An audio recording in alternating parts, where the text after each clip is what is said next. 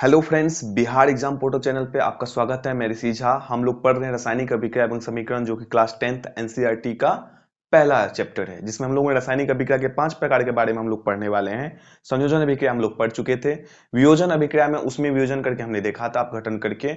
आज जो हम लोग देखने वाले हैं, जल का विद्युत अपघटन करेंगे। विद्युत धारा प्रवाह करके जल को तोड़ करके हम लोग देखने वाले हैं, जो कि आपके एनसीईआरटी अगर आप किताब लेते हो, उसमें अगर आप पेज 10 अगर उल्टाते हो, एनसीईआरटी में जो है 10 पेज अगर उल्टाते हो, उसमें क्रियाकलाप 1.7 जैसे कि मैंने लिख दिया है, वहां पे अगर आप देखते हो तो वहां पे एक प्रयोग दिया हुआ है जल का विद्युत अपघटन का, जो बहुत ही महत्वपूर्ण है। एक इसमें देखिए क्या कह रहा है। एक प्लास्टिक का मग लीजिए, इसकी तली में 2 छिद्र करके उनमें रबर का डॉट लगा दीजिए। इन छिद्रों में कार्बन इलेक्ट्रोड डाल दीजिए, जैसे कि चित्र में दिखाया गया। इलेक्ट्रोड क्या है मैं अभी आपको बताऊंगा, ठीक है। इन इलेक्ट्रोडों को 6 वोल्ट की बैटरी से जोड़ दीजिए। मग में इतना जल डालिए कि इन इलेक्ट्रोड उसमें डूब जाए। जल में तनु सल्फ्यूरिक अम्ल की कुछ बूंदे डाल दीजिए। जल से भरी 2 आंशिकता परखनली को दोनों कार्बनिक इलेक्ट्रोडों के ऊपर उल्टा करके रख दीजिए। अब विद्युत धारा प्रवाहित करके इसके ऊपर उपकरण को थोड़ी देर के लिए छोड़ दीजिए। दोनों इलेक्ट्रोडों पर आप बुलबुले बनते हुए देखेंगे।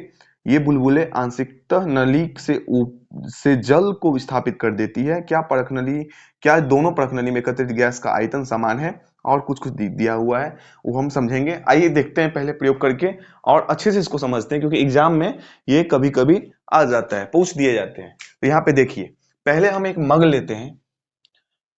मग का एक डायग्राम बनाते हैं। मान लीजिए एक मग है प्लास्टिक का, और इसकी जो तल है ना, यहां पे जो हम लोग क्या करते हैं, 2 रबड़ के डॉट्स लगा देते हैं। क्यों लगाएंगे? क्योंकि इससे जो है पानी लीकेज, इसमें छिद्र करेंगे, छिद्र करके रबड़ के 2 डॉट्स लगा देंगे, है ना। और इसके ऊपर जो है 2 इलेक्ट्रोड्स लगाएंगे, इलेक्ट्रोड की छड़। अब यहां पे आपके दिमाग में क्वेश्चन आ रहा होगा कि भैया ये इलेक्ट्रोड क्या होता है ना। ये इलेक्ट्रोड क्या होता है? इलेक्ट्रोड, इलेक्ट्रोड क्या होता है आपको बता दें। आप सभी ने इलेक्ट्रोड देखा होगा, क्योंकि आप सभी ने बचपन में पेंसिल जो होता है कागजी, है ना, पेंसिल जो होता है, उसके अंदर में जो काला काला आप देखते हो ना, वो ग्रेफाइट की छड़ होता है, वही इलेक्ट्रोड होता है। वो विद्युत धारा का प्रवाह करता है, क्योंकि उसके अंदर मुक्त इलेक्ट्रॉन होते हैं। कार्बन के 2 अपरूप होते हैं, हीरा या ग्रेफाइट। उसमें जो ग्रेफाइट होता है विद्युत धारा का चालन करता है, और उसी का उपयोग यहाँ पे हम करेंगे, क्योंकि जल का विद्युत अपघटन करना है। उसके लिए हम ग्रेफाइट की छड़ को इलेक्ट्रोड के रूप में यहाँ यूज करेंगे। तो यहाँ पे ध्यान दें, यहाँ पर हमने 2 क्या लिया है, 2 रबड़ के जो है डॉट्स का यूज किया है। इसके ऊपर हमने ग्रेफाइट की छड़ जो है लगाएंगे। 2 ग्रेफाइट की छड़ का उपयोग यहां होगा, जैसे कि किताब में कहा है। या मान लो मैंने 2 ग्रेफाइट का छड़ लगाया इलेक्ट्रोड के रूप में, ठीक है। और इसके ऊपर हम लोग क्या करेंगे, परख नली बोला है किताब में, जो पानी से जो है इसको जो है भर के जो है पूर्ण आंशिक रूप से पानी को भरेंगे, फिर इसके ऊपर रख देना है। क्यों रखेंगे अभी हम समझाएंगे आपको। इसके ऊपर 2 परख नली रखेंगे। सॉरी, थोड़ा परख नली टेढ़ा हो गया।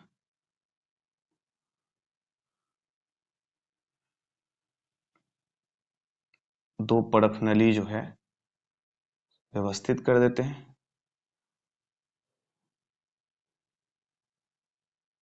ठीक है।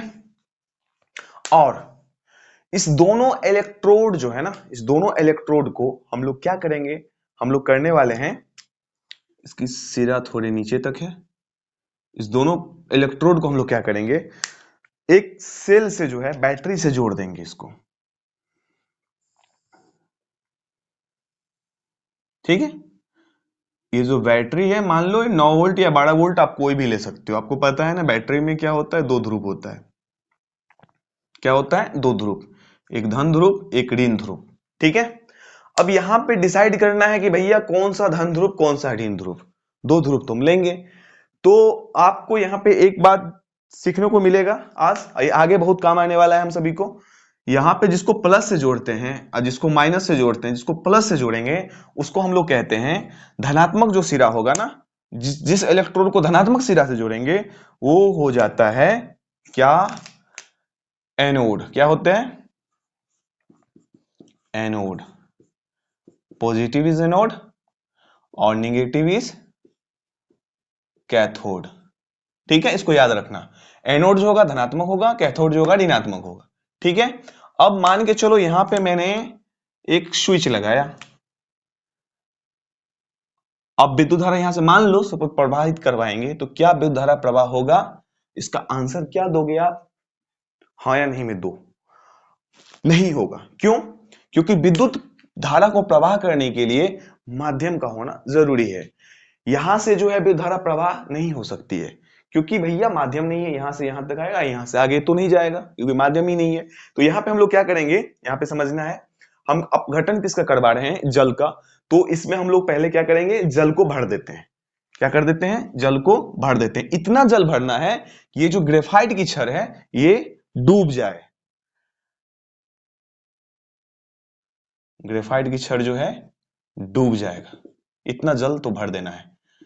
और आपको एक बात और ध्यान देना है, अब परख नली जो है आंशिकता पहले से पानी जो है इसमें भर के इसको जो है इसको इसके ऊपर से डाले हैं, तो इसमें थोड़ा पानी का लेवल तो ऊपर होगा ही, इसमें थोड़ा सा पानी का वो लेवल जो है ऊपर होगा। ठीक है, इसमें क्या डाला हमने? जल।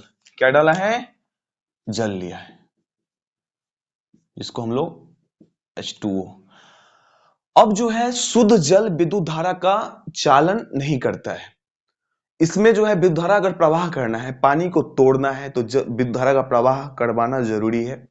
अगर प्रवाह करवाते हैं उसके लिए हमको यहां पर क्या चाहिए? आयन, धन आयन, ऋण आयन, है ना। मुक्त आयन की जरूरत पड़ेगी। और मुक्त आयन पैदा करने के लिए हमको क्या करना पड़ेगा? इसके अंदर तो होता नहीं है, आपको पता है शुद्ध विद्युत धारा का चालन नहीं करता है। इसमें हम लोग डालते हैं H2SO4, जिसको हम लोग तनु सल्फ्यूरिक अम्ल कहते हैं। H2SO4, H2SO4 और तनु सल्फ्यूरिक अम्ल लेंगे। तनु होगा ये, और इसकी कुछ बूंदे, इसकी जो है कुछ बूंदे इस जल में डाल देंगे, क्योंकि आपको पता है अम्ल जो है, अम्ल जो होता है वह जल में घुलकर H+ आयन प्रदान करता है, जो कि हम नेक्स्ट चैप्टर में पढ़ने वाले हैं। तो जब ही इसको हम जल में घोलेंगे तो ये क्या देगा? H+ आयन प्रदान करेगा, है ना। H+ टूट जाएगा और SO4 अलग टूट जाएगा। ठीक है, लेकिन यहां पर इसको टूटने से तो कोई काम बनेगा नहीं अपना, क्योंकि हमको तोड़ना किसको है? अपघटन किसका करवाना है? जल का। तो भैया जल को अपघटन करवाने के लिए हमको चाहिए ऊर्जा की जरूरत पड़ेगी, एनर्जी चाहिए। तब हम क्या करेंगे? यहां से स्विच को कर देंगे ऑन।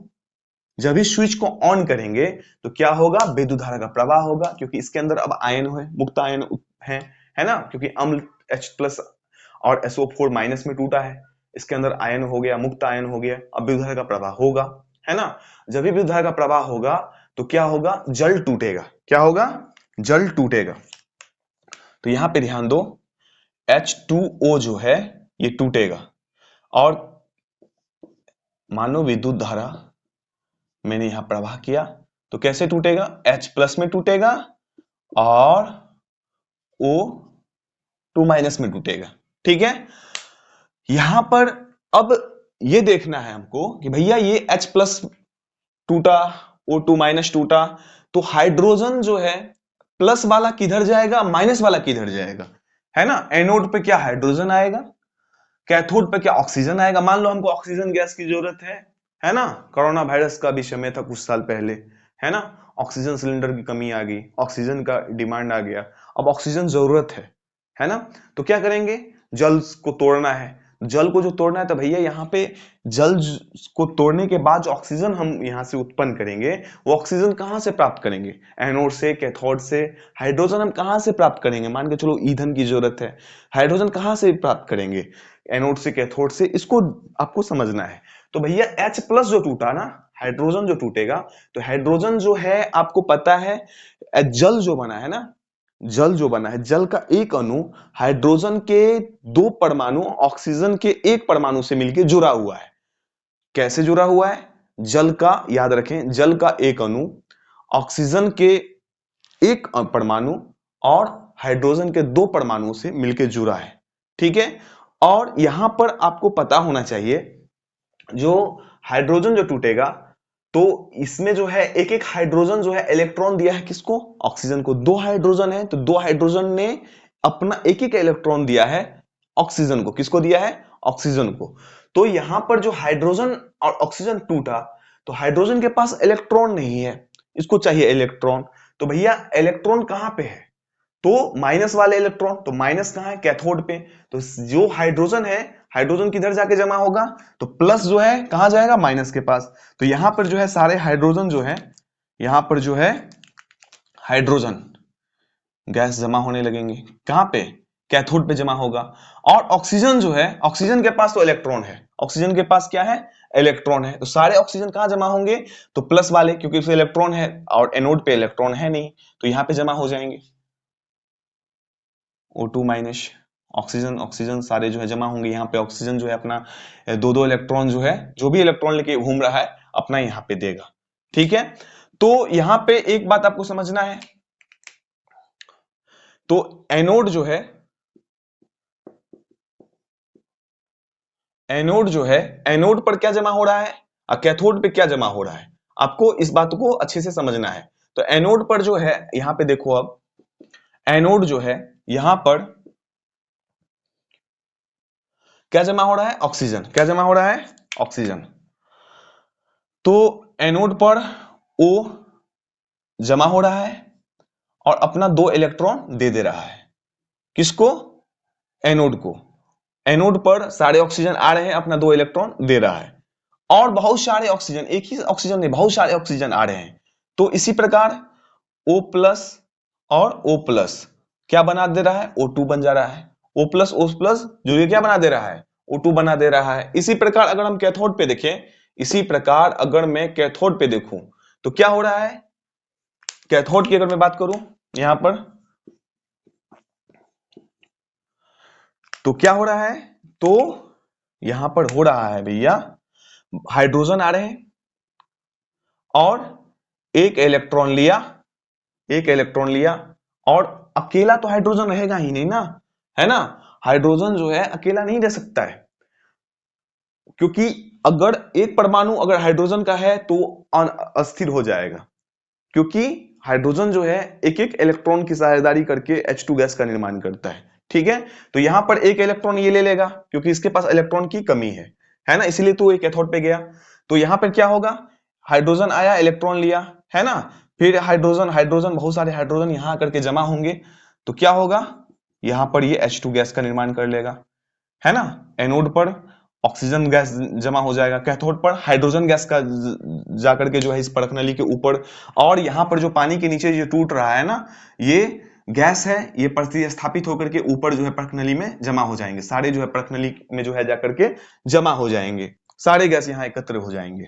और यहाँ पे देखने वाली बात है कि भैया यहाँ पर जो 2 परख नली है, जो हमारे किताब में समझना है और एग्जाम में कभी कभी पूछ दिए जाते हैं, जल का विद्युत अपघटन करके तोड़ते हैं तो 2 परख नली में जो है, किसमें जो है अगर आप अपघटन कराते हैं तो कौन सी गैस की मात्रा सबसे ज्यादा अधिक होगी? तो आपको पता है, आपने अभी जाना है, अभी मैंने आपको बताया है कि भैया अगर हाइड्रोजन टूटता है तो ऑक्सीजन टूटता है, तो गैस के जो बुलबुले होंगे ना, जो गैस के बुलबुले यहाँ पे आपको दिखाई देंगे, यहाँ पे जो है ऑक्सीजन जो है एक परमाणु टूटेगा। ऑक्सीजन कितना टूटेगा? ऑक्सीजन का 1 टूटेगा। ऑक्सीजन कितना टूटेगा? 1। और हाइड्रोजन कितना टूटेगा? 2 टूटेगा ना। तो ऑक्सीजन 1 टूटेगा, हाइड्रोजन 2 टूटेगा, क्योंकि 2 हाइड्रोजन जुड़ के जो है एक ऑक्सीजन के साथ दोस्ती किया है ना, दोनों ने एक एक इलेक्ट्रॉन दिया है ऑक्सीजन को।